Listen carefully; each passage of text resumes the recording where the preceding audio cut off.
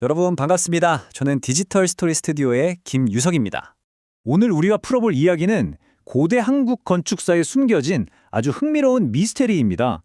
여러분, 동아시아에서 가장 높았다는 신라의 황룡사 9층 목탑. 이걸 누가 만들었는지 아세요?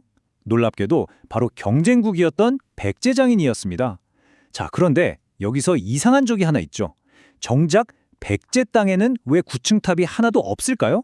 이게 바로 오늘 우리가 파헤쳐볼 핵심 질문입니다. 9층짜리 거대한 건축물을 지을 기술이 분명히 있었는데 왜 백제 사람들은 자기들 땅에는 꾸준히 5층 탑만 지었을까요? 이 미스터리를 풀기 위해서 오늘 5개의 단서를 따라가 보겠습니다. 자, 그럼 한번 시작해 볼까요? 가장 먼저 떠오르는 생각. 하지만 사실이 아닌 추측부터 짚고 넘어갈게요. 혹시 그냥 기술이 부족했던 건 아닐까요? 자료를 보면 그건 절대 아니었습니다. 이건 못했다의 문제가 아니라 철저하게 안 했다는, 즉 선택의 문제였다는 거죠. 그리고 그 선택 뒤에는 아주 중요한 2가지 이유가 있었습니다. 바로 국가 전략, 그리고 미학적인 취향이었죠. 그럼 다음 단서로 넘어가 보죠. 이게 어떻게 연결되는지 한번 보세요. 첫 번째 단서는 바로 신라와 백제, 이 두 라이벌이 처했던 상황이 정말 하늘과 땅 차이였다는 겁니다. 이 표를 한번 보세요. 두 나라의 상황이 정말 극명하게 갈리죠. 왼쪽의 신라는 말 그대로 절박한 의뢰인이었어요. 막 떠오르는 나라인데 주변국들 위협은 심상치 않죠. 그러니까 뭔가 거대한 상징물이 절실했던 겁니다. 반면에 오른쪽 백제는 어땠을까요? 이미 문화적으로 정점에 서 있던 자신감 넘치는 거장 같은 느낌이었죠. 그리고 이 그림이 정말 재밌습니다. 숫자에 담긴 의미가 이렇게 달랐던 거예요. 신라에게 숫자 9는 주변 9개의 적을 굴복시키겠다는 의지를 담은 무기였습니다.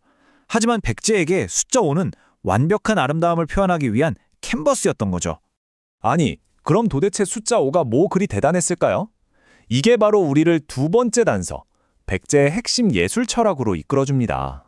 바로 검소하지만 누추하지 않고 화려하지만 사치스럽지 않다. 이 한 문장이 백제 미학의 모든 것이라고 할 수 있습니다. 과유불급, 모든 과한 걸 싫어했던 거죠.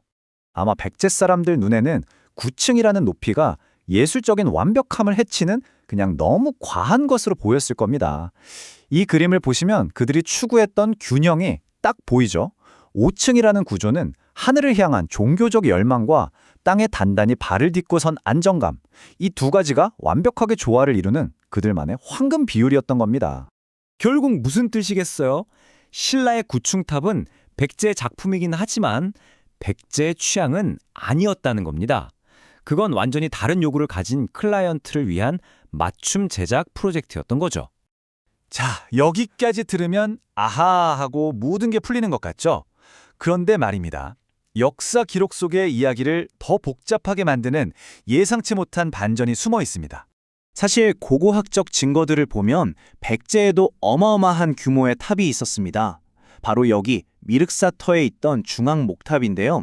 이게 신라의 9층 탑에 맞먹는 어쩌면 그 이상의 규모였을 거라고 추정되고 있습니다.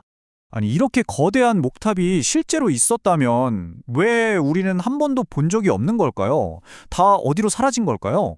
그 답은 좀 슬프지만 아주 간단합니다. 백제가 멸망하는 과정에서 수많은 전쟁을 겪었잖아요. 그때 목조로 된 사찰과 탑들은 전부 불타 없어졌습니다. 나무는 불타지만 돌은 살아남죠. 그래서 결국 돌로 만든 탑들만 우리에게 남아서 우리의 역사인식을 만들게 된 겁니다. 자, 이제 흩어져 있던 단서들을 모두 모아서 최종 결론을 내릴 시간입니다. 그러니까 핵심은 바로 이겁니다. 신라의 9층 탑을 지어준 건 백제의 뛰어난 기술력을 수출해서 과시한 사건이었고요. 반면에 자기들 땅에 5층 탑을 고집한 건 백제 고유의 예술적 취향을 지킨 선택이었던 거죠. 이 모든 이야기를 한 문장으로 정리해주는 기가 막힌 비유가 있습니다. 바로 이겁니다. 백제는 초고층 빌딩을 지은 실력이 충분했지만 그들이 진짜 아름답다고 믿었던 건 완벽한 비율을 갖춘 잘 지은 저택이었던 거죠. 이 이야기는 우리에게 마지막으로 이런 질문을 던집니다.